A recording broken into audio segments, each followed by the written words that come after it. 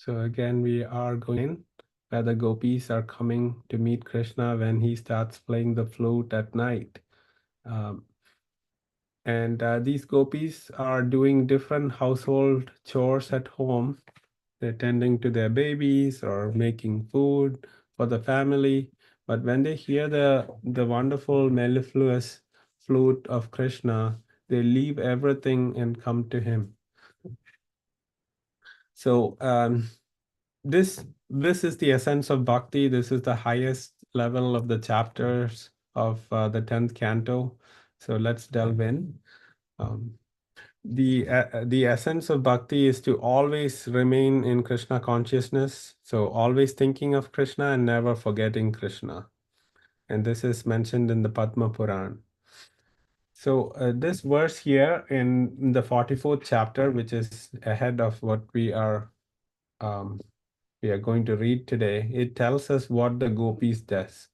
The ladies of Raja are most fortunate of women because with their minds fully attached to Krishna and their throats always choked up with tears, they constantly sing about him while milking the cows, winnowing grain, churning butter, gathering cow dung for fuel, riding on swings, taking care of their crying babies, sprinkling the ground with water, cleaning their houses, and so on. By their exalted Krishna consciousness, they automatically acquire all desired things. So, this is the highest level of bhakti exhibited by the gopis of Vrindavan. And the gopis are the topmost devotees. So, we are going to read about why the Raas dance is not an immoral activity or where Krishna is dancing with all these girls, why it is not so. And we have reasons given by Srila Prabhupada, our spiritual master, and he explains why, with many reasons, why it is not a material activity. So the one thing to understand is in this material world, when a boy gets attracted to a girl or a girl gets attracted to a boy, it is based on the boy's or girl's body or mind. So it is all material. But this attraction and reciprocation by Krishna and the gopis, it's a level of the soul. So it is fully spiritual, but everything else that we see in this world is material. So we cannot equate these two. So first important topic is Krishna's age. So Krishna is only 8 years old when he's doing the Ras dance and he's attracting the gopis who are leaving all their household chores to come and dance with him in the middle of the night.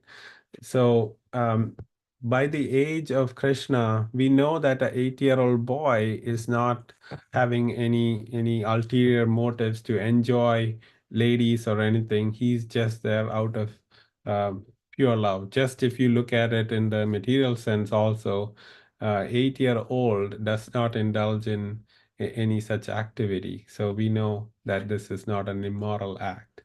And Krishna is Bhagavan. So Bhagavan, the definition of Bhag is the person with all opulence. And Van means a possessor. So Bhagavan, he's the possessor of all opulences to the infinite amount. So does anybody know what the six opulences are of Krishna?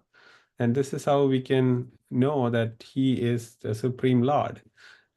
Because in this world, we find some people with wealth, some people with fame, some people with beauty, some people with renunciation, and some people with knowledge.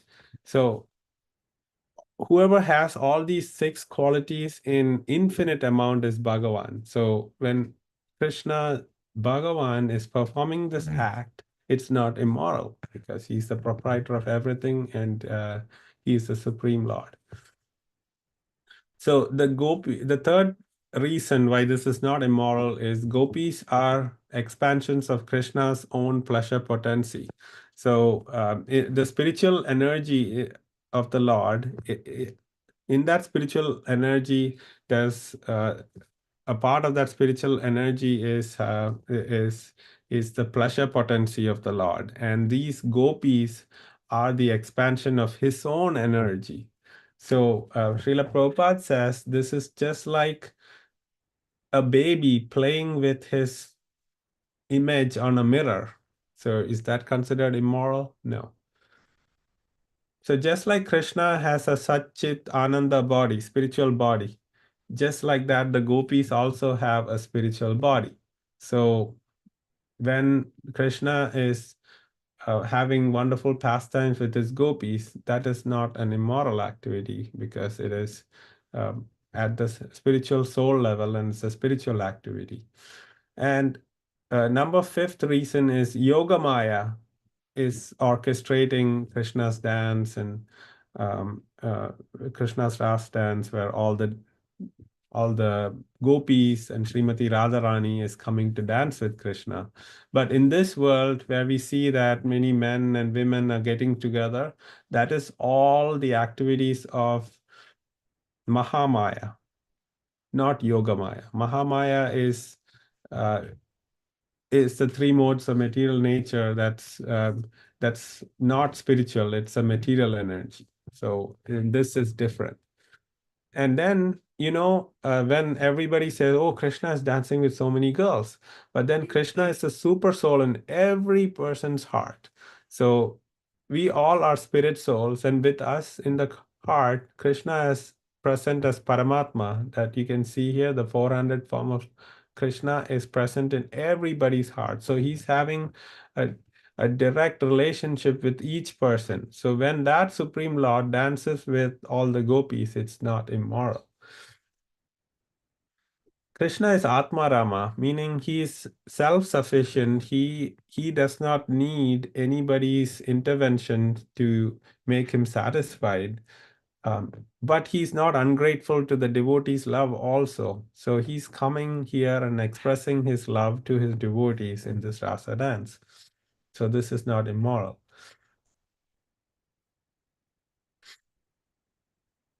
So Krishna doesn't have any other desires. He is self-satisfied, self-sufficient. So that's these two more reasons, 7 and 8. So Krishna is the supreme creator and proprietor. So he is the original personality, who is the original creator. And for a person who created everything, this is not an immoral activity. So, and the 10th reason is, even Krishna's greatest devotees, like Haridas Thakur, this great devotee is in the time of Chaitanya Mahaprabhu. He chanted for 24 hours a day, always. So, Haridas Thakur used to chant, and there were envious people who wanted to find fault with Haridas Thakur. So they sent this beautiful lady to see if they can stop his chanting, where he would be attracted to the lady and spend time with her instead of chanting. But then what happened was this lady would go and wait for this great personality to finish his chanting. But since he was chanting 24 by 7, she kept on listening and waiting. And she just went home each day. But 3 days of hearing this beautiful chanting from this devotee, she became a great devotee. So these are the higher devotees of the Lord. They're not attracted to the physical body, but and so if Krishna's devotees are like that, how can we think that Krishna is attracted to the bodily features of the gopis? So that is one other reason. And then we also know the story of Arjuna when we were discussing Mahabharata. We know when Arjun went to the heavenly planet in the Indraloka, and there was heavenly dancer Urvashi who was dancing there, and she was attracted to him and she wanted to be with him. And when he was alone, she came and said she wants to be with him, but he said no, he sees her as a mother because he's the dancer of his father, Indra. And then we know how Urvashi had given a curse to him that he will be look like a girl, which helped him when he was in hiding, etc. But the point here is Krishna's greatest devotees themselves are very um, are not giving into their sensual pleasures. So they are always focused on the Lord. And so if the devotees are so focused, then what can we think about the Lord? He's also not into that. So there's a great Paramahamsa Sukadev Goswami who is narrating this whole Bhagavatam to Parikshit Maharaj. So when Parikshit Maharaj is listening to this, there's a history of Sukadev Goswami that's mentioned when he was born from Vyasadev's wife's womb. He just walked away without any clothes because he was born as a big man itself. He was sitting in the womb, not wanting to come to the material world, but he was born. And as he was walking without any clothes, there were many ladies bathing in a pond, and none of them were ashamed when they saw a young man walk by the side without clothes, and they were also without clothes bathing. Because this person is so pure, he doesn't differentiate between man or woman. He just sees everybody as the spirit soul. Uh, so when this great devotee of the Lord is like that, how can you expect anything uh, worse from the Supreme Lord? So this whole um, Ras Panchadhyaya is the sum of all the beautiful loving exchanges between the gopis. So, first we have a prayer to the gopis, and this says, the gopis of Vrindavan have given up the association of their husbands, sons, and other family members who are very difficult to give up, and they have forsaken their path of chastity to take shelter of lotus feet of Mukunda Krishna, which one should search for by Vedic knowledge. Oh, let me be fortunate enough to be the one of the bushes, creepers, or herbs of Vrindavan, because the gopis trample upon them and bless them with of their with the dust of their lotus feet. So this is a verse that comes later in Bhagavatam by Uddhava, who comes and sees the gopis and he understands the gopis are the greatest devotees of Krishna. Uddhava is also a great devotee of Krishna, but he understands that he is nothing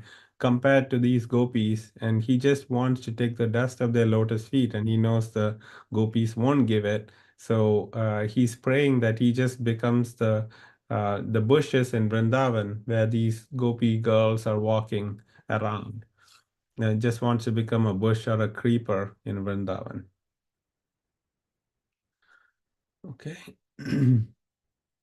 So he says, I repeatedly offer my respects to the dust from the feet of the women of Nanda Maharaj's cowherd village. When these gopis loudly chant the glories of Sri Krishna, the vibration purifies the three worlds. So this is the nature of Krishna's greatest devotees. Even with their presence and their speech it purifies the three worlds. And mundane people just say, yeah, oh, this is all immoral. Krishna's with the gopis dancing. So all of those are blasphemers. They don't understand the real aspects of the Ras dance. So with that, we can start with the story. So Krishna started playing the flute, and all the gopis, as you can see in the picture, they left all their household activities and ran to Krishna in the middle of the night. So Krishna welcomes the gopis and then tells them, "Oh, thank you so much for coming, but you all should return home. You should all go do the work that you're prescribed to do." And just doing that itself is service to me, because there is um, Vani Seva and Vapu Seva. So we say, well, if you follow the instructions of the spiritual master, do everything at home, do everything for Krishna at home. You don't need to be physically present next to Krishna. So Krishna is telling this to the gopis, but the gopis are not like the Brahmana Patnis that we discussed in previous classes, where the um, uh, Brahmanas were doing rituals, and when the Gopa boys went to ask for food, they didn't go, but the Patnis, or the wives of Brahmanas, came with all the food to give the Gopa boys.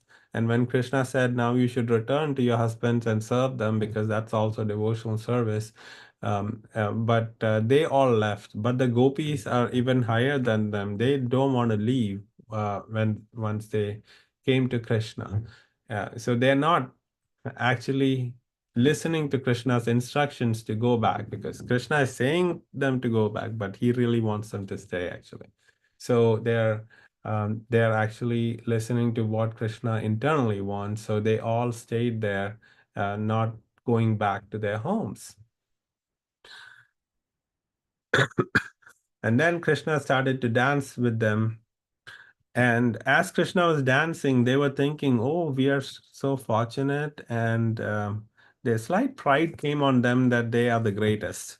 No, Krishna doesn't like pride in the heart of the devotee. So even though they are the topmost, since they had slight uh, um, thinking of superiority over others, Krishna just left the dance. So he left all the gopis alone.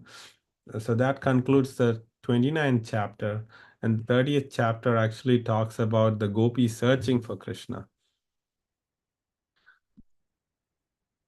So um, really, they are in a state of um, pure um, helplessness when Krishna left, and they are in the middle of the night in a forest, and Krishna is not there.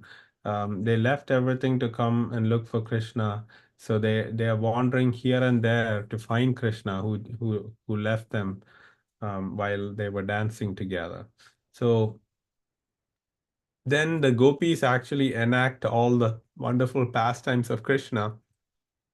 So uh, all the pastimes of Krishna killing Putana, Trinavarta, the whirlwind demon, Aghasura, the python, and Krishna chastising Kaliya, Krishna killing Bakasura, uh, and all these wonderful pastimes, they started acting like a drama there, because they're fully engrossed in the thoughts of Krishna. So they are dancing all these um, pastimes and thinking about the Lord while he's away.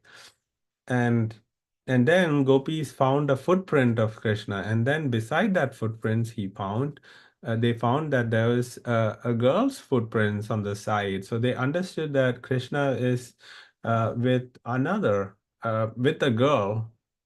He's not alone. So then it's actually Srimati Radharani, that Krishna's topmost uh, devotee. Among the gopis, the topmost is Srimati Radharani. So he was with Srimati Radharani. And then it is said that Srimati Radharani was with Krishna while other gopis were searching. But then Srimati Radharani also thought, oh, I'm having Krishna for myself. And she was saying, oh, Krishna, I'm feeling tired. Please carry me. So she wanted Krishna to do a little more. And then Krishna disappeared from her as well. And then she joins the gopis, and they're all searching for Krishna, is where we come to this Gopi Gita, where um, all these gopis, including Srimati Radharani, is looking for Krishna, and they're singing this beautiful song. Um, because Gita means song, and Gopi Gita is a song of the gopis. So they sing this song to attract Krishna to come back. Gopya Uchuhu. जयति तेतिकं जन्मना व्रजा श्रयत इन्दिरा शाश्वतत्र हि दयितदृश्यतां दिक्षु तावका त्वयि धृताशवास्त्वं विचिन्वते. So the gopi said, O beloved, your birth in the land of Vraja has made it exceedingly glorious, and thus Indira, the goddess of fortune, always resides here. It is only for your sake that we, your devoted servants, maintain our lives. We have been searching everywhere for you. So please show yourself to us. Sharad Uday Sarad Udasaye Sadhu Jata Sat Sarasijodara Sri Mushadrisha Suratanata Sulkadasika Varadani Kanato Neha Kimbata. O Lord of love, in beauty your glance excels the worlds of the finest, most perfectly formed lotus within the autumn pond. O bestower of benediction, you are killing the maidservants who have given themselves to you freely without any price. Isn't this murder? So the gopis are lovingly saying that Krishna is killing them by not coming in their presence. Vishajalapyada vyala rakshasat varshamarudad vaidyatanula vrishamayat majad vishvato bhayat rishabhate vayam rakshasi muha.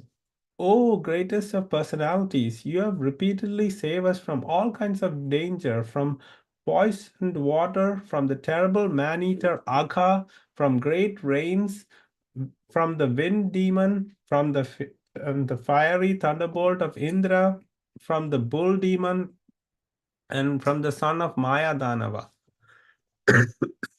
This part where Krishna saved the Vrajavasis from Maya Danava's son, that is Vyomasura, that comes later uh, after the Raas dance. But they are able to mention this in their Gopi Gita because Gargamuni had already told them what's going to happen about when Krishna is present. When Krishna's naming ceremony had told Nanda Maharaj, and Nanda Maharaj, if you remember in our last class, we discussed Govardhan Leela. Nanda Maharaj told everybody about what he heard from Gargamuni. So they know what already happened and what's going to happen. Nakalu Gopika Nandano Bhavan Akila Dehinam Antaratma Drik Vikana Sartito Vishwaguptaye Saka Udeinam Satvatam Kule. You're not actually the son of Gopi Yashoda, O friend, but rather the indwelling witness in the heart of all embodied souls. Because Lord Brahma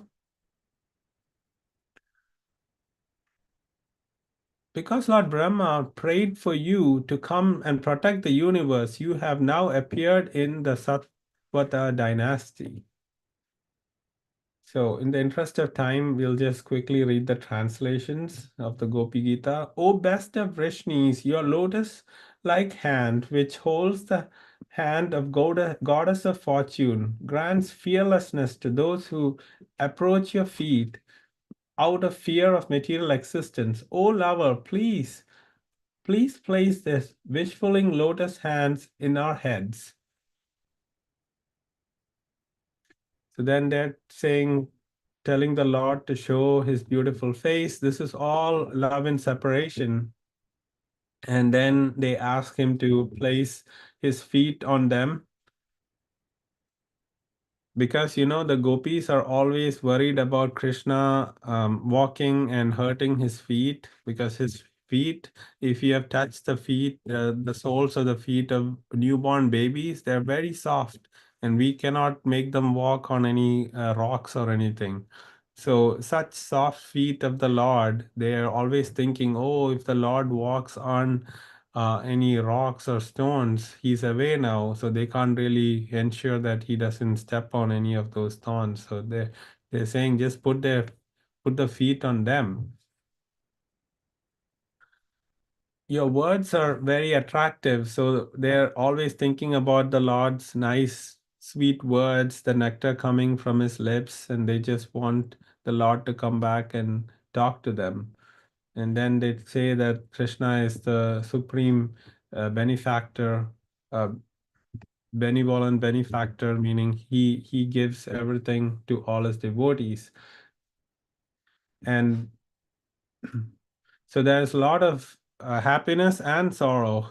Being a devotee of Krishna, there's a lot of happiness, and the agitation or sorrow is in a separation, but that's also actually happiness. So they're mentioning that. And then they talk about the pain of separation, and they want Krishna to come back. So that's the 12th, 11th, and 12th verse. The 13th verse, they're completely surrendered to his lotus feet.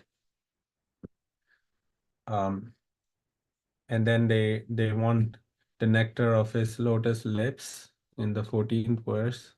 In the 15th verse, they're suffering in separation, and they just want Krishna to come back. And they're also kind of trying to emotionally blackmail that, oh, Krishna, we left everything to come to you, and how can you leave us? In the 16th verse. And they are saying how they are hankering for you. Their only desire is to see Krishna. So only if he comes back, it'll satisfy them. So these beautiful prayers made Krishna come out of hiding. And Krishna comes back, and he reciprocates with the gopis. And Krishna says he's so indebted to the gopis that nothing he cannot satisfy or fully reciprocate for the love that they show. So whatever they're doing itself is the compensation for their beautiful love. And then he dances with all of them. He expands as for each gopi there is one Krishna. So he dances with everyone, and you can see Radharani and Krishna in the center, and all the other gopis, millions of them, they're all dancing with Krishna. So that ends the Ras Panchadhyaya chapter, where Krishna is reciprocating with his greatest devotees. Are there any questions before we go to the Kahoot quiz?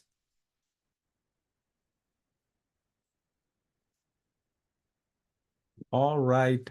There is one more thing that's in the Kahoot quiz I forgot to mention in this class. When Krishna comes back, the gopis try to um, taunt Krishna a little bit.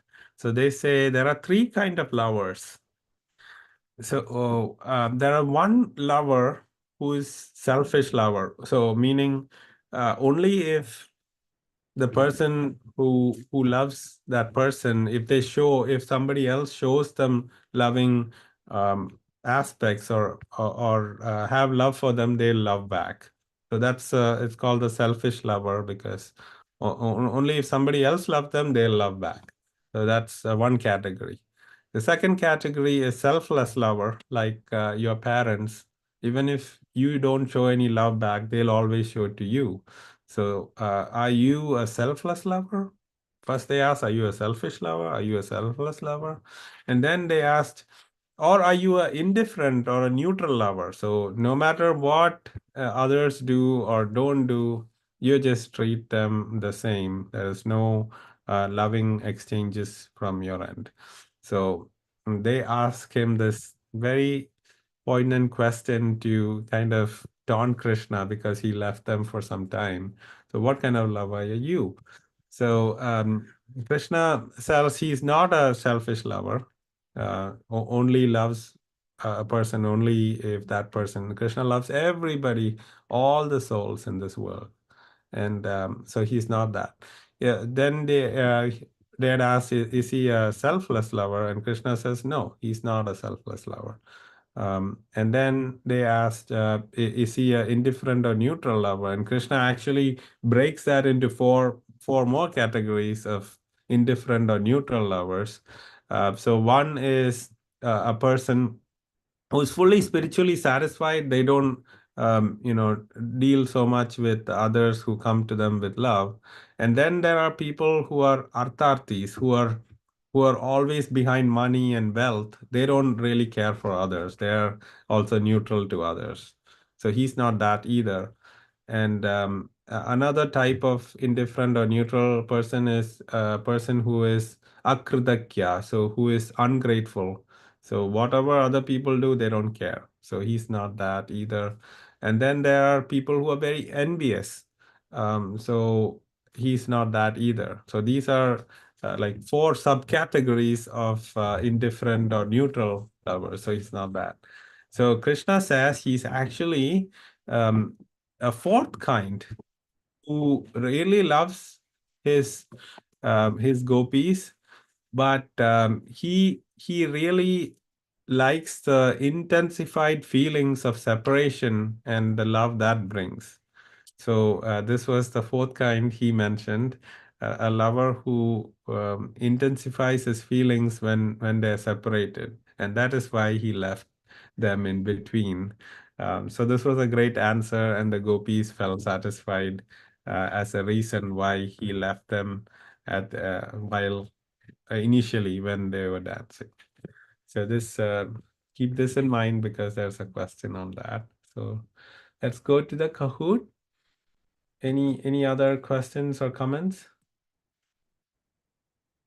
Okay, then get your phones ready and you can put this pin in.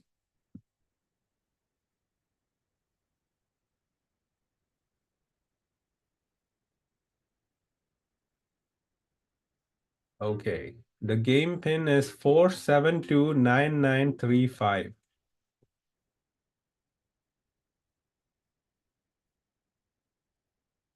I'm so fortunate to be in all of your association, and we are discussing the topmost Leela of the Lord. So it's all the Lord's arrangement to bring us all together and discuss His wonderful activities. So I'm so thankful for all of you.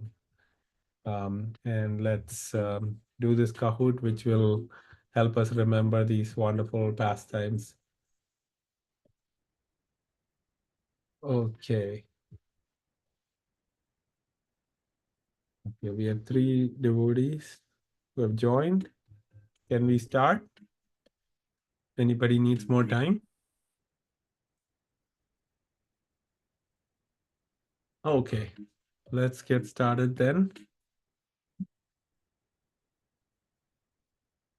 There are only 10 questions, so this will go Hare quick. Krishna Prabhuji, Denval Pranam. Sorry to interrupt. Actually, I'm not able to join the Kahoot, but I'll be just listening the question. I'm doing Yes. that. Thank you so much, Anita ji.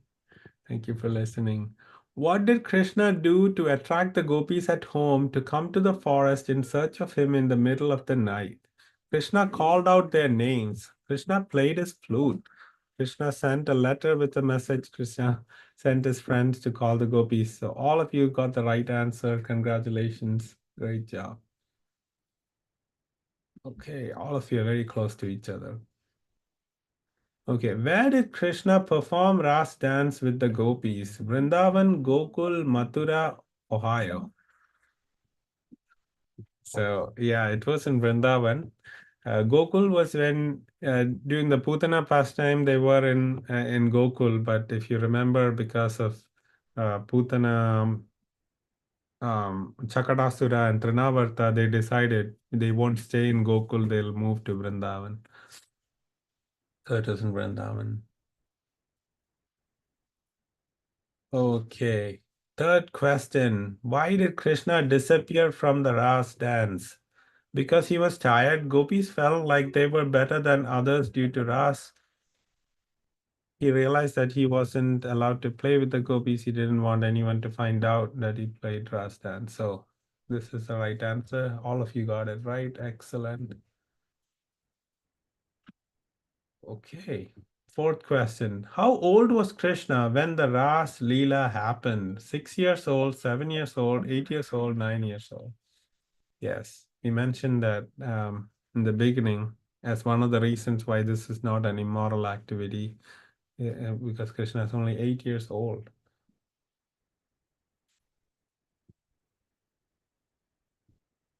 Okay, Krishna performed Ras with his gopis all at the same time during which event? Sharat Purnima, Ras Navami, Gopashtami. Yes, the Sharat Purnima is the full moon day when the Ras. Um, oh, You all got it wrong. You said Rasnami. Yes. So I think I did not mention it in class. So good guess. But actually, according to Srimad Bhagavatam, this happened on the full moon day on the autumn season, and it's celebrated as Sharat Purnima.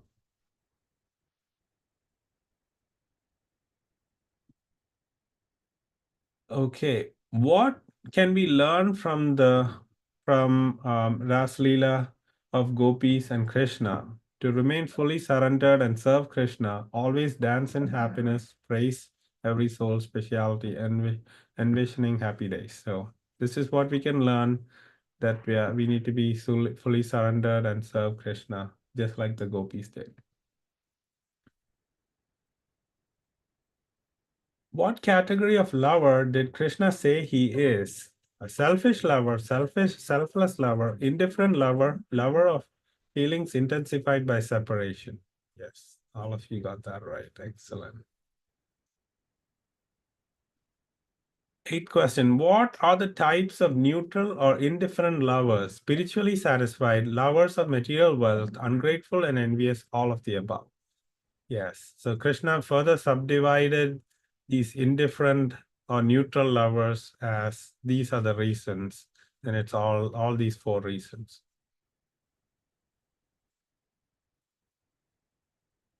Okay. Ninth question. True or false? Krishna meeting and dancing with gopis is immoral material activity. True or false?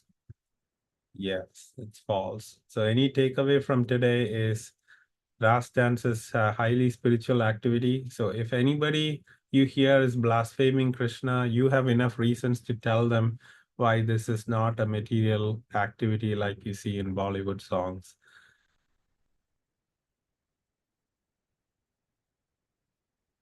Okay. Krishna says he cannot repay the debt of Gopi's spotless bhakti. True or false? True is the right answer. This is what Krishna explained, how much the Gopi loves him, and he's so indebted to them. And he says he cannot repay them. Hare Krishna. So let's see who are the winners. Everybody's a winner who played or joined class.